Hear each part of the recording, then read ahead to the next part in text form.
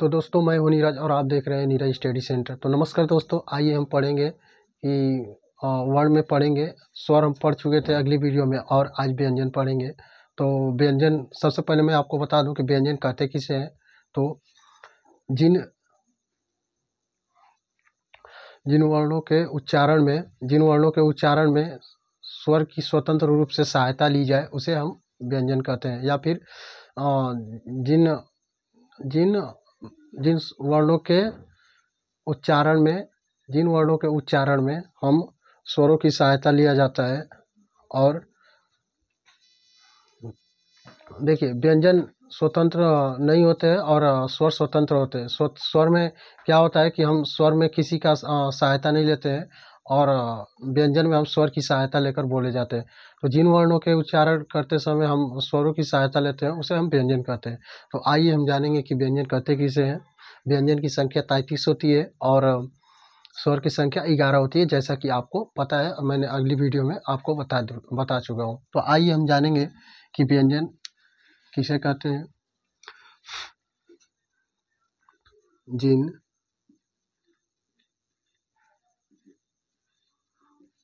वर्णों के उच्चारण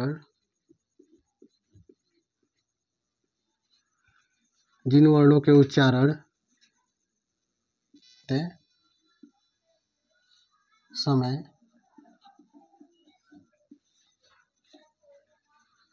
स्वतंत्र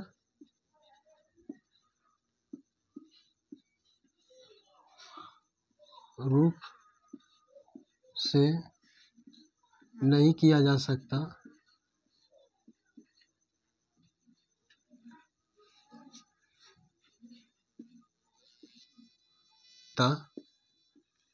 या जो स्वतंत्र नहीं होते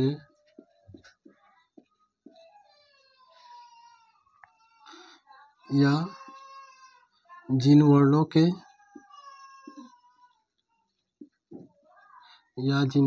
के उच्चारण करते समय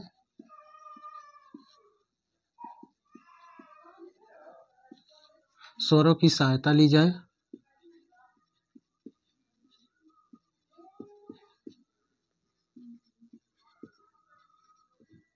स्वरों की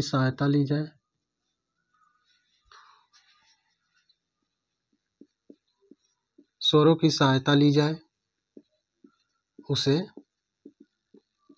हम व्यंजन कहते हैं।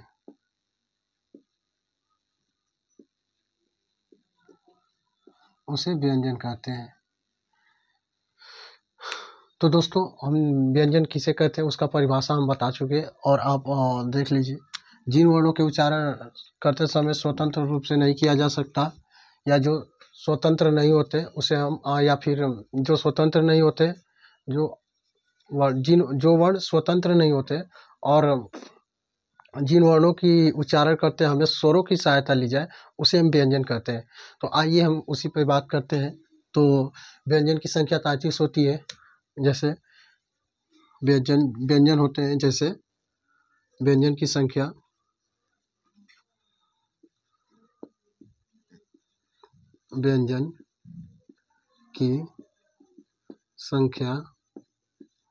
33 होती है।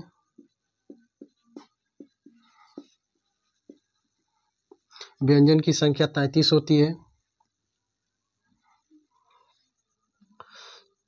इसमें जैसे क, ख, ग,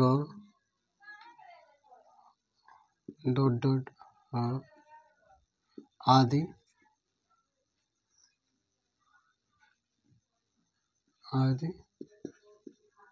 आते हैं।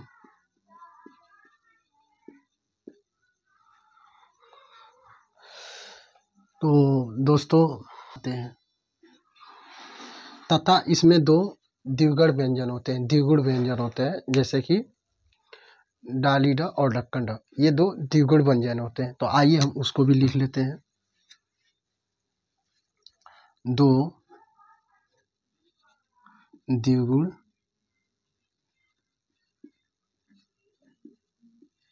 व्यंजन होते हैं।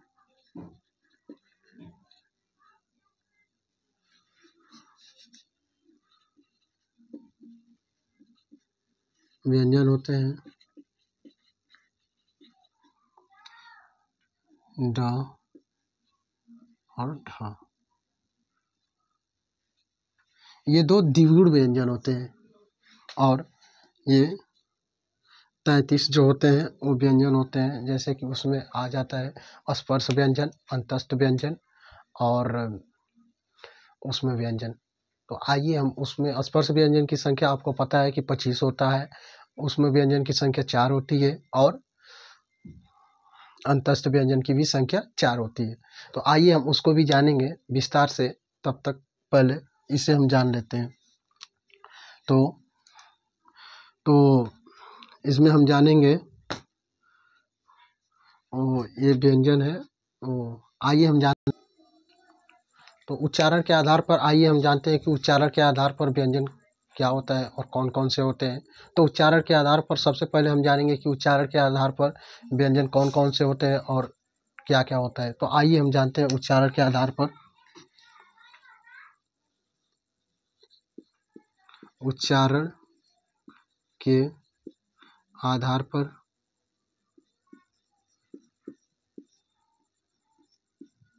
व्यंजन। उच्चारण के आधार पर व्यंजन पहला होता है स्पर्श व्यंजन।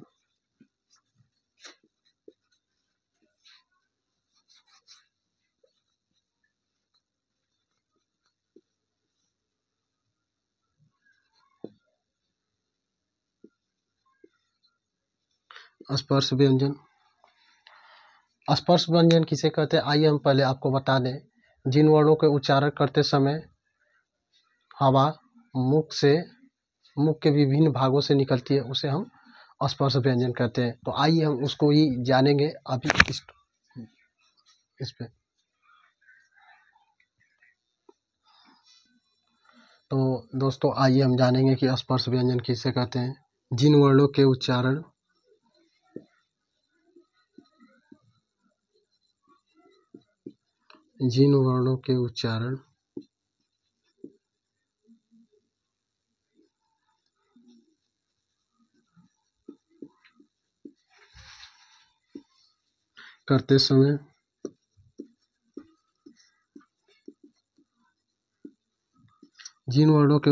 करते समय हवा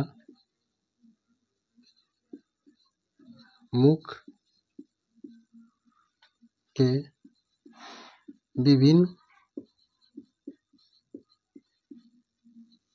विभिन्न भागों को स्पर्श करते हुए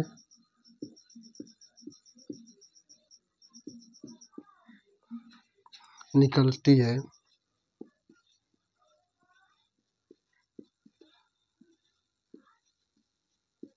उसे स्पर्श व्यंजन कहते हैं।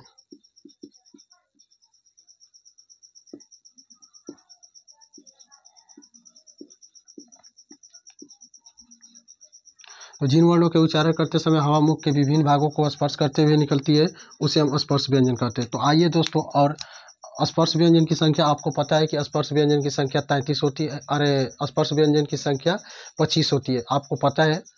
तो आइए हम जानते हैं कि स्पर्श व्यंजन क्या क्या होते हैं, तो उस पर हम बात करेंगे कि स्पर्श व्यंजन की संख्या 25 होती है, स्पर्श व्यंजन की संख्या 25 होती है। स्पर्श व्यंजन की संख्या 25 होती है। स्पर्श व्यंजन की संख्या 25 होती है। क से म म तक, क से म तक स्पर्श व्यंजन की संख्या होती है। सॉरी दोस्तों, क से म तक होता है, बोलने को कुछ और हो जाता है, कुछ लिख जाता है कुछ और। तो आइए दोस्तों हम देखेंगे कि स्पर्श व्यंजन क्या होता है। स्पर्श व्यंजन की संख्या 25 होती है। दोस्तों जहाँ वीडियो समझ में ना आए वहाँ फिर से कमेंट कर दीजिएगा। और दोस्तों आइए हम फिर जानते हैं कि स्पर्श व्यंजन की संख्या 25 होती है, क से म तक होती है। प्रत्येक ये स्पर्श व्यंजन में 5 वर्ग होते हैं, प्रत्येक वर्ग में 5 चरण होते हैं। तो आइए हम जानते हैं कि क्या क्या होते हैं, उसी पे बात करेंगे। तो क से म तक होता है स्पर्श व्यंजन। स्पर्श व्यंजन की संख्या 25 होती है, आपको पहले ही मैं बता चुका हूँ।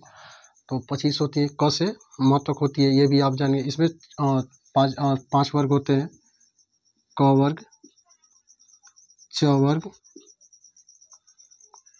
ट वर्ग, क वर्ग।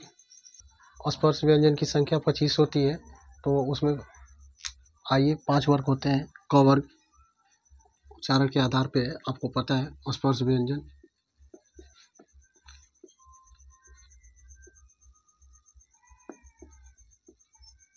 स्पर्श व्यंजन इसकी संख्या 25 होती है, रिवीजन कर लीजिए। 25 होती है, इसमें 5 वर्ग होते हैं, क वर्ग, क वर्ग, च वर्ग, ट वर्ग, त वर्ग और प वर्ग। ये 5 वर्ग होते हैं। तो आइए, क वर्ग को हम कहते हैं कंठ,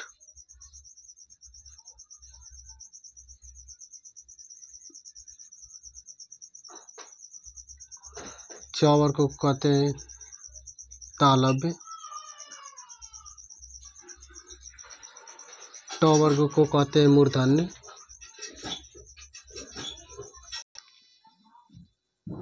दोस्तों मैं आपको बताना चाहूँगा कि ये जो होते हैं, ये जो मैं आपको बता रहा हूँ ये आगे बताऊँगा, बट मैं सोचा कि अभी बता देता हूँ मैं आपको। ये जो होते हैं ना, ये जो होते हैं, ये उच्चारण के आधार पर नहीं, उच्चारण के स्थान के आधार पर ये होते हैं, कंठ, तालव्य और मूर्धन्य।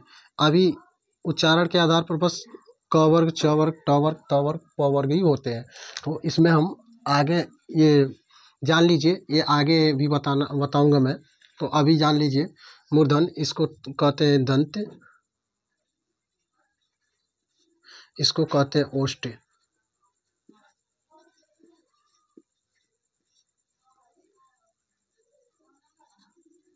ओष्ठ, सॉरी,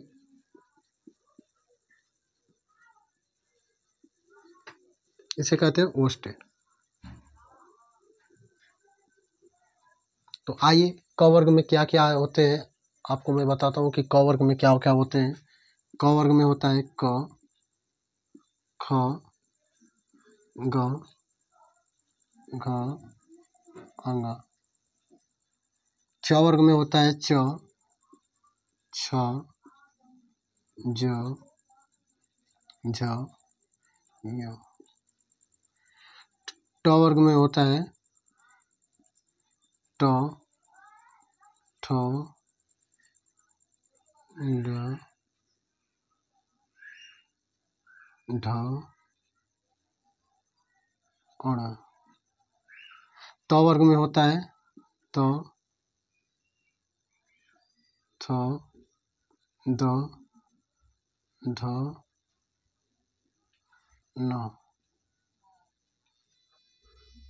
प वर्ग में होता है प, फ, ठीक है ना। तो प, फ, ब, भ और म, ये होता है 5 वर्ग होता है। ये आपको 5 वर्ग मैं बता चुका हूँ। कंठ, क वर्ग को कंठ कहते हैं, च वर्ग को तालव्य कहते हैं, ट वर्ग को मूर्धन्य कहते हैं, त वर्ग को दंत कहते हैं और प वर्ग को ओष्ठ कहते हैं। तो दोस्तों अब ये देख लीजिए, ये आगे हम जब पढ़ेंगे अल्प प्राण महाप्राण तो इसी से हम सब कुछ करेंगे।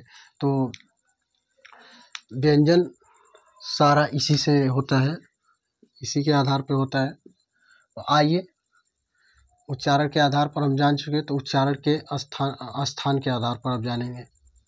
उच्चारण के अभी पहले इसमें जान लेते हैं उच्चारण के आधार पर कौन कौन होता है। तो ये आपका स्पर्श व्यंजन हो गया, 25 होते हैं। स्पर्श व्यंजन की संख्या 25 होती है, क वर्ग, च वर्ग, ट वर्ग और थ वर्ग और प वर्ग। अब जानेंगे कि अंतस्थ व्यंजन क्या होता है, और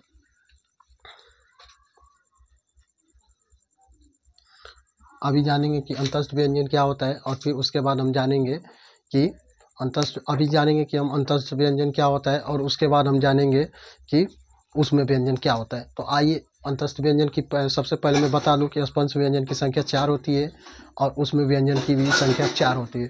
तो आइए हम जानते हैं कि अंतस्थ व्यंजन क्या क्या होते हैं और उसके बारे में हम बात करेंगे। अंतस्थ व्यंजन,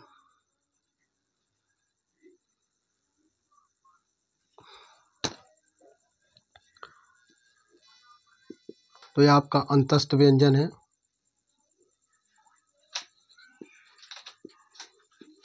अंतस्थ व्यंजन, तो अंतस्थ व्यंजन किसे कहते हैं? जिन वर्णों के उच्चारण करते समय जीभ मुंह को स्पर्श नहीं करती है, उसे हम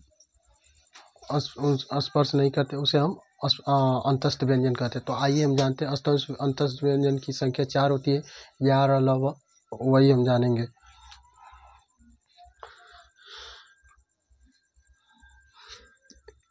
आइए हम जानते हैं जिन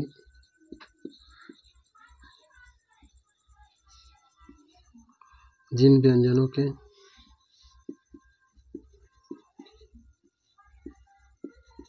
उच्चारण में हवा मुंह जीभ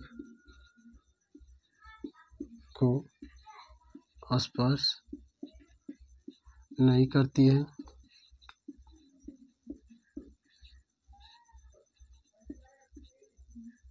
उसे अंतस्थ व्यंजन कहते हैं।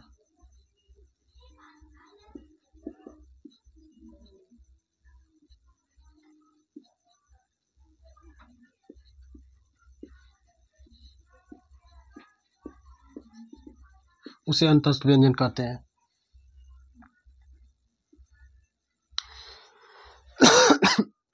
तो दोस्तों अंतस्थ व्यंजन की संख्या 4 होती है, जैसा कि मैं आपको बता चुका हूँ। अंतस्थ व्यंजन की संख्या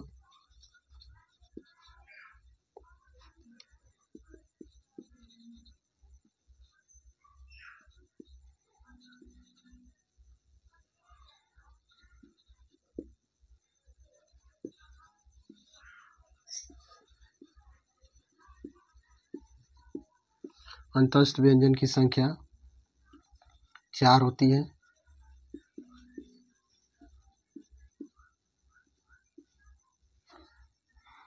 कौन कौन सी होती है आइए हम जानते हैं। पहला य, दूसरा ल, तीसरा ल और चौथा व होता है। तो अंतस्थ व्यंजन की संख्या 4 होती है, या र ल व, और तो ये होते हैं आपका अंतस्थ व्यंजन। और आइए हम जानते हैं अगला होता है उसमें व्यंजन। तो उसमें व्यंजन भी 4 होते हैं। उसमें क्या होता है कि जिन व्यंजनों के उच्चारण करते समय हवा मुंह को रगड़ कर बाहर निकलती है, उसे हम उसमें व्यंजन कहते हैं। तो आइए हम जानते हैं उसकी भी संख्या 4 होती है। क्या क्या होती है आइए हम देखते हैं। तो उसमें व्यंजन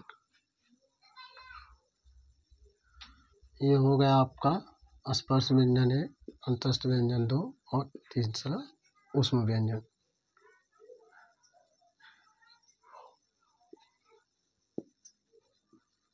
ये उसमें व्यंजन है। तो उसमें व्यंजन की संख्या 4 होती है। इसमें होता है जिन वर्णों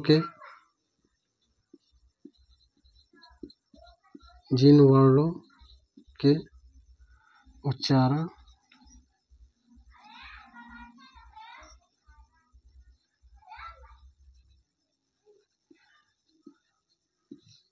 करते समय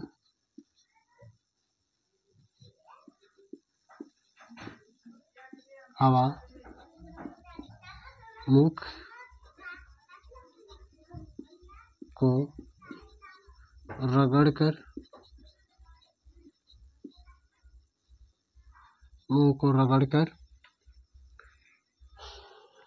गर्म उत्पन्न करती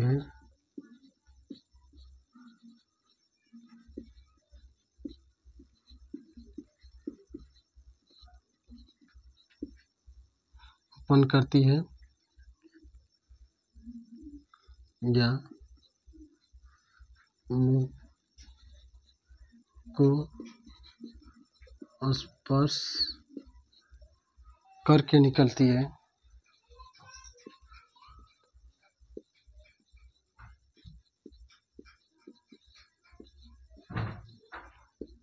उसे ऊष्म व्यंजन कहते हैं।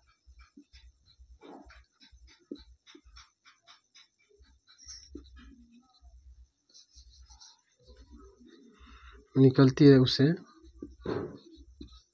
ऊष्म व्यंजन कहते हैं।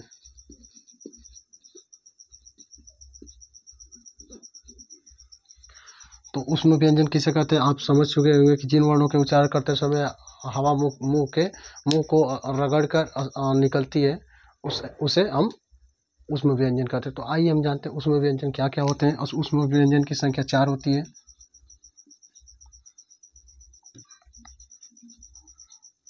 ऊष्म व्यंजन की संख्या 4 होती है। ऊष्म व्यंजन की संख्या 4 होती है। बड़ा सा, छोटा सा, षटकोण सा और हाँ।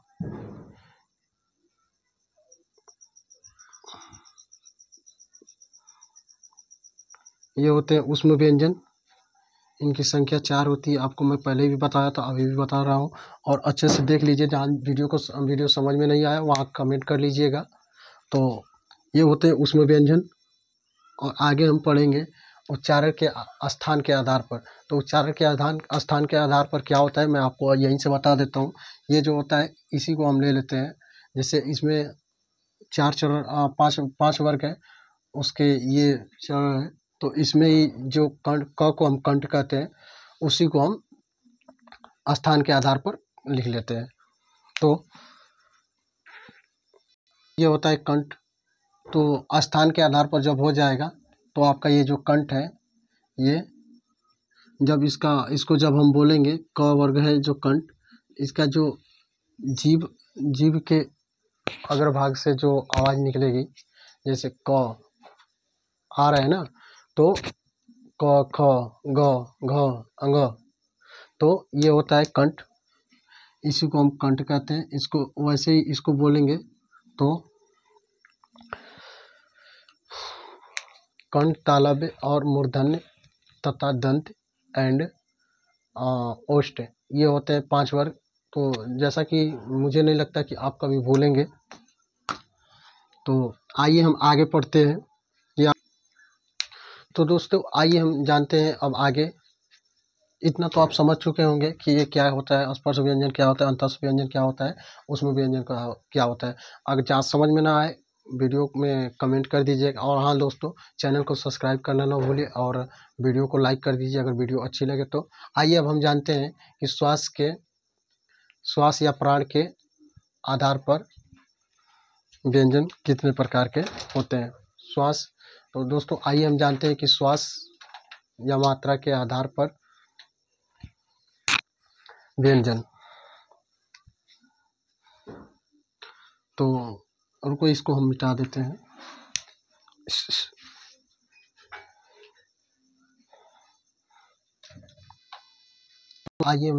तो दोस्तों आइए हम जानते हैं कि यह आपका श्वास प्राण की मात्रा के आधार पर 2 भेद होते हैं इनके। श्वास प्राण की मात्रा के आधार पर के आधार पर व्यंजनों का दो भेद है, जैसा कि आप जान चुके होंगे और आपको पता है, मैं बता चुका हूँ। इनके आधार पर श्वास प्राण मात्रा के आधार पर व्यंजन की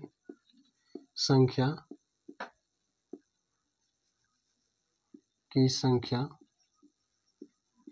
दो होती है। दो भेद है, मान लिख लीजिए, दो भेद है।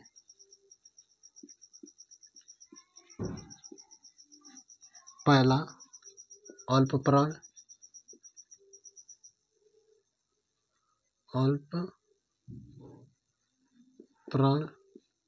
दूसरा महाप्राण।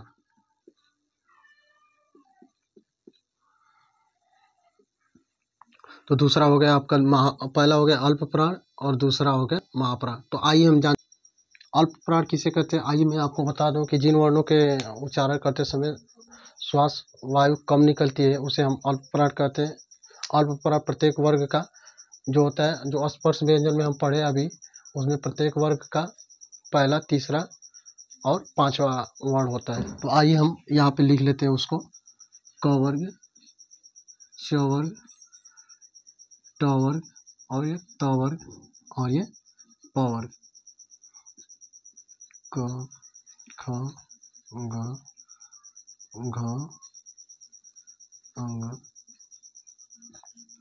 च, छ, ज, झ, ट, ठ, ड, ढ, ञ, त, थ, द, ध, त, थ, द, ध, न, प, फ, ब, भ और ये म। तो ये होता है। तो सबसे पहले हम जानेंगे कि अल्प प्राण क्या होता है। अल्प प्राण होता है जो ये पहला, तीसरा और पांचवा, ये होता है आपका अल्प प्राण और ये होता है आपका महाप्राण। तो आप पहले ये जान लीजिए पहले कि अल्प प्राण क्या होता है। तो जिन वर्णों के उच्चारण, जिन व्यंजनों के उच्चारण करते समय श्वास वायु कम निकलते उसे हम अल्प प्राण कहते हैं। आइए हम इसका परिभाषा लिख लेते हैं। जिन व्यंजनों की उच्चारण करते समय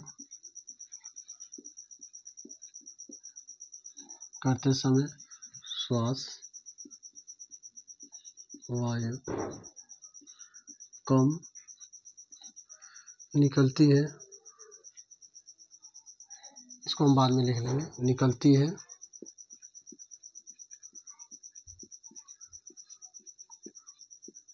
उसे अल्प प्राण कहते हैं।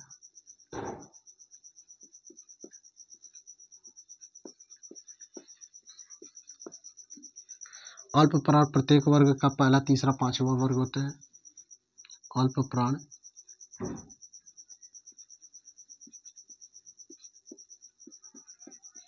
प्रत्येक वर्ग का पहला, तीसरा और पांचवा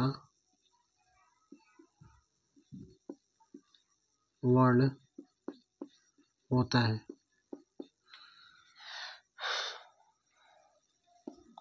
उसे अल्प प्राण कहते हैं। तो दोस्तों, जिन वर्णों के उच्चारण करते समय श्वास वायु कम निकलते उसे हम अल्प प्राण कहते हैं। और अल्प प्राण पहला, तीसरा, पांचवा वर्ण होता है। स्पर्श व्यंजन के पहला, तीसरा और पांचवा वर्ण अल्प प्राण होता है और आपका दूसरा और चौथा महाप्राण होता है। तो दोस्तों आइए हम जानते हैं महाप्राण किसे कहते हैं। महाप्राण। तो महाप्राण किसे कहते हैं? जिन वर्णों के या जिन व्यंजनों के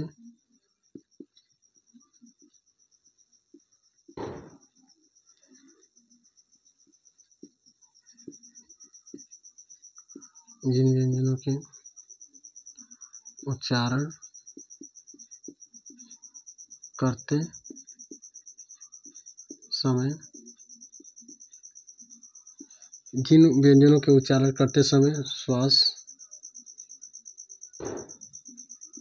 वायु अधिक निकलता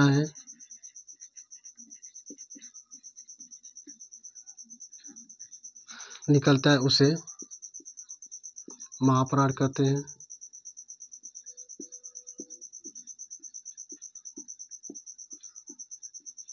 महाप्राण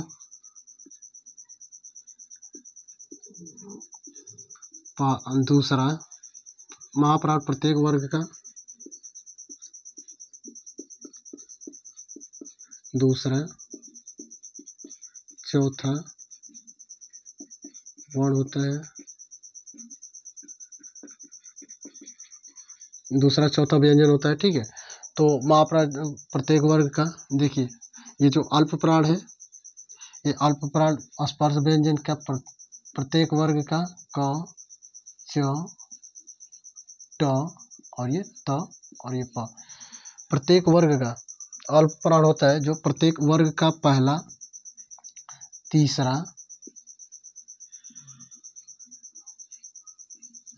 और पांचवा, ये जो जिस पे मैं ट्रिक लगा दिया, ये अल्प प्राण होते हैं। और जो जिस पे ट्रिक नहीं लगाया वो महाप्राण होते हैं। यानी कि देखिए अल्प प्राण क्या होता है? जिन व्यंजनों की उच्चारण करते समय श्वास वायु कम निकलती है उसे हम अल्प प्राण कहते हैं। अल्प प्राण प्रत्येक वर्ग का पहला, तीसरा और पांचवा वर्ग होते हैं। यानी पहला, तीसरा और पांचवा, प्रत्येक वर्ग का पहला, तीसरा, पांचवा अल्प प्राण होता है। और प्रत्येक, ये देखिए महाप्राण जो होता है, जिन व्यंजनों के उच्चारण करते समय श्वास वायु अधिक निकलता है उसे हम महाप्राण कहते हैं। महाप्राण प्रत्येक वर्ग का दूसरा और ये चौथा वर्ग, और दूसरा और प्रत्येक वर्ग का दूसरा और चौथा वर्ग महाप्राण कहलाता है। तो दोस्तों आप जिस पे ये जो हो गए, तो क्वेश्चन आपको कैसा आएगा वो मैं आपको बता दूं। आएगा कि मान लीजिए कि दे देगा इसमें कि क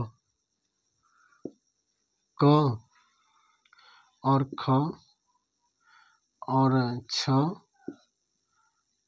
और आपको दे देगा क ख छ और ठ दे देगा। इसमें बोलेगा आपको कि इसमें अल्प प्राण कौन है।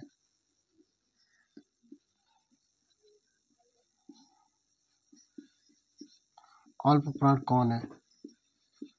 तो इसमें मैं आपको क्या बताया कि अल्प प्राण प्रत्येक वर्ग का पहला, तीसरा और पांचवा वर्ग होता है। तो इसमें देखिए ये जो ये आपका ठ है, ठ आपका किसमें है? ठ आपका दूसरे दूसरे वर्ग में है। दूसरे वर्ग प्रत्येक वर्ग का, यानी कि ये दूसरा है, छ भी दूसरा है और ख भी दूसरा है। यानी कि ये क जो है ये पहला है। यानी कि क्या बोला है? जिन व्यंजनों के उच्चारण करते श्वास वायु कम निकलते हैं उसे कहते हैं अल्प प्राण प्रत्येक वर्ग का पहला। ये देखिए पहला, यानी कि ये जो स्पर्श व्यंजन में क, ये पहला स्थान पे है, इसलिए इसको हम अल्प प्राण कहेंगे। ये अल्प प्राण है। और ये जो है ये दूसरे स्थान पे है, यानी कि इसका ये महाप्राण है। ये इसको हम महाप्राण कहेंगे। तो दोस्तों आई होप कि, मैं आशा करता हूँ कि आपको वीडियो समझ में आई होगी कि अल्प प्राण और महाप्राण किसे कहते हैं। तो आइए दोस्तों नेक्स्ट हम जानेंगे कि, तो आइए दोस्तों हम नेक्स्ट जानेंगे कि आगे। तो दोस्तों आइए अब हम जानेंगे कि स्वर तंत्रियों के आधार पर घोष और अघोष। तो ये अब हम पढ़ेंगे। तो आइए हम जानते हैं स्वर तंत्रियों के आधार पर व्यंजन दो प्रकार के होते हैं। व्यंजन के दो भेद हैं, अघोष और घोष। घोष को हम सघोष भी कहते हैं। तो आपको पता ही होगा दोस्तों। तो आइए हम उसका रिवीजन करते हैं। तो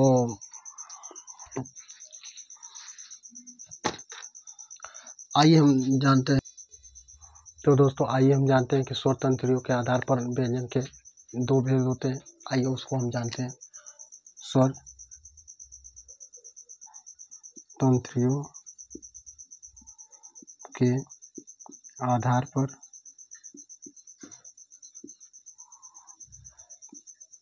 स्वर तंत्रियों के आधार पर व्यंजन के दो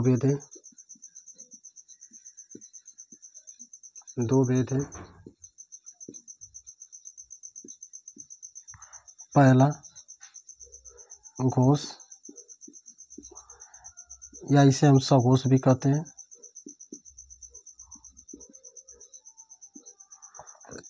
और दूसरा अघोष।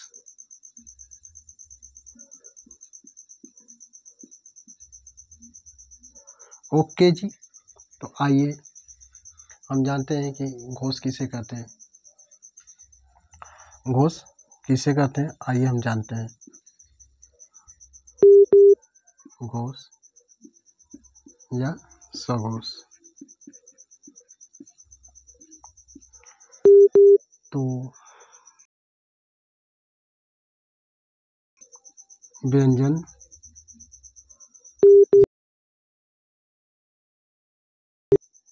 स्वर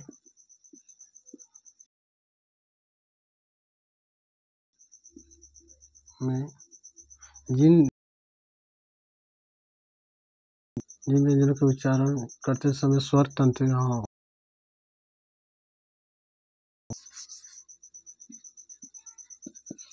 जिन व्यंजनों के उच्चारण करते समय स्वर तंत्रियों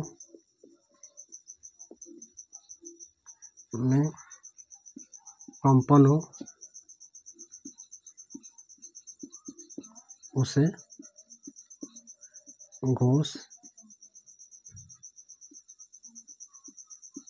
या सघोष कहते हैं।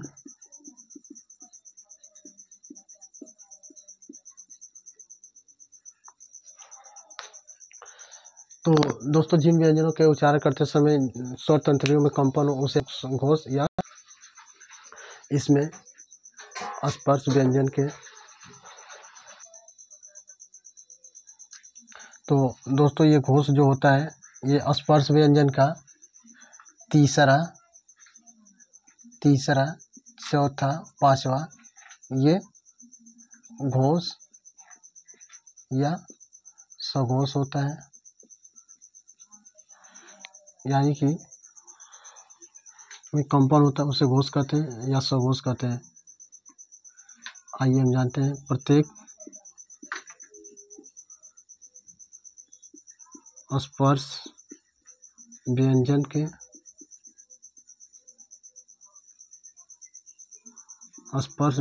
के प्रत्येक वर्ग का तीसरा, चौथा और पांचवा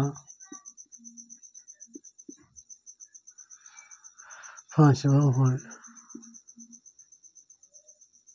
घोष या सघोष कहलाता है। तथा इसके अलावा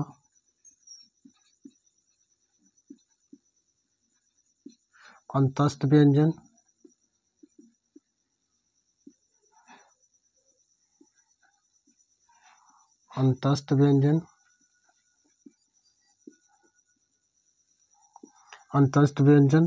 य, र, ल और व ये घोष या सघोष में आते हैं, और इसके अलावा एक ह आता है, यानी कि प्रत्येक वर्ग का तीसरा, चौथा, पांचवा वर्ण प्रत्येक वर्ग का तीसरा, चौथा, पांचवा व्यंजन आपका सघोष या घोष कहलाता है। और उसके अलावा या, र, ल, व ये अंतस्थ व्यंजन है, ये होते हैं घोष या घोष या सघोष। उसके अलावा ह आता है एक। ठीक है, तो आइए अब हम जानते हैं कि आप अघोष किसे कहते हैं। अघोष, अघोष किसे कहते हैं? तो अघोष हम किसे कहते हैं? जिन व्यंजनों के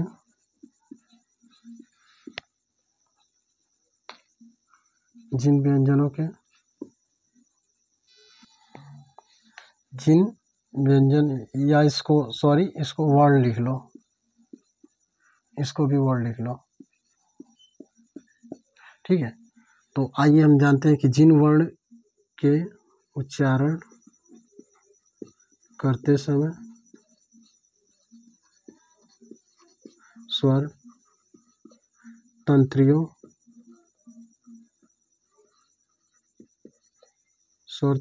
में कंपन नहीं होता है,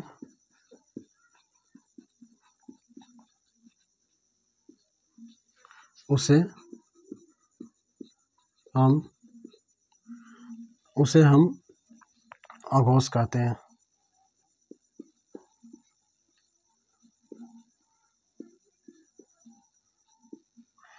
अघोष कहते हैं। अघोष प्रत्येक वर्ग का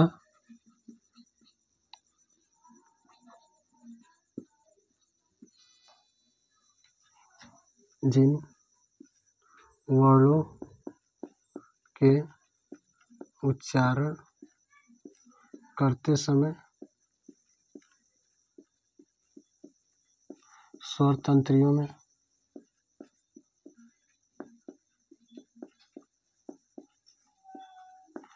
कंपन, जिन वर्णों के उच्चारण करते समय स्वर तंत्रियों में कंपन नहीं होती है, उसे अघोष कहते हैं।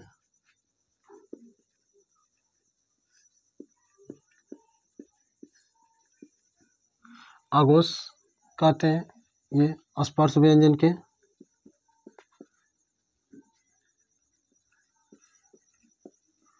प्रत्येक वर्ग का पहला, दूसरा,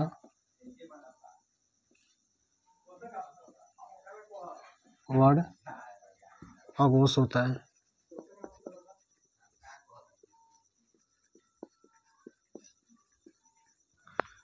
अघोष होता है।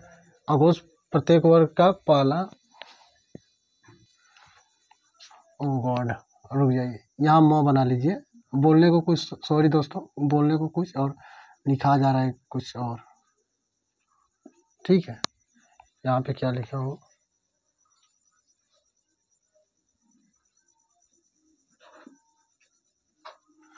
तो दोस्तों ये होता है प्रत्येक वर्ग का दूसरा, पहला, दूसरा वर्ण अघोष होता है। इसके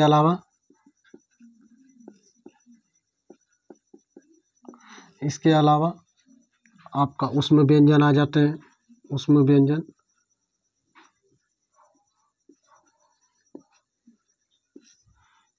व्यंजन में ह को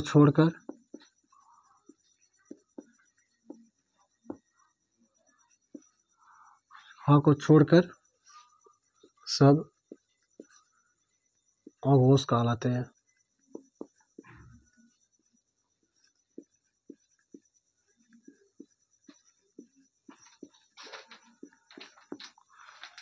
बड़ा सा, छोटा सा, उसमें व्यंजन को छोड़कर, उसमें व्यंजन ह को छोड़कर सब अघोष कहलाते हैं। स, छोटा सा, बड़ा सा और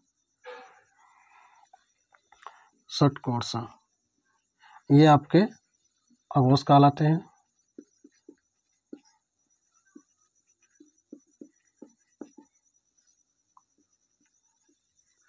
तो दोस्तों आइए अब हम जानते हैं कि ये हो गया आपका। तो दोस्तों आइए हम जानते हैं कि सब, अब आइए दोस्तों, जब पेपर में अगर आपको आ जाए कि भाषा की सबसे छोटी इकाई क्या होता है, भाषा की सबसे छोटी मौखिक इकाई क्या होता है, भाषा की सबसे छोटी सार्थक इकाई क्या होता है, उसे हम आपको बताते हैं। तो दोस्तों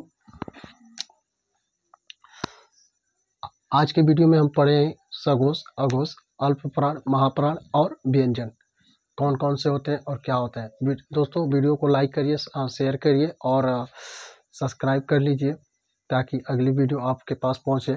और दोस्तों वीडियो अच्छी लगे तो वीडियो को लाइक जरूर करिए। तो दोस्तों आइए हम जानते हैं कि अगर मान लीजिए आ गया भाषा की सबसे छोटी इकाई, तो आप वर्ड लिखेंगे। अगर आपको आ जाए कि भाषा की सबसे छोटी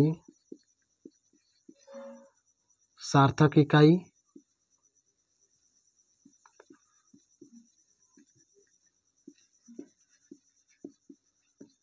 तो आप शब्द लिखेंगे। अगर आपसे पूछ ले कि भाषा की सबसे छोटी मौखिक इकाई,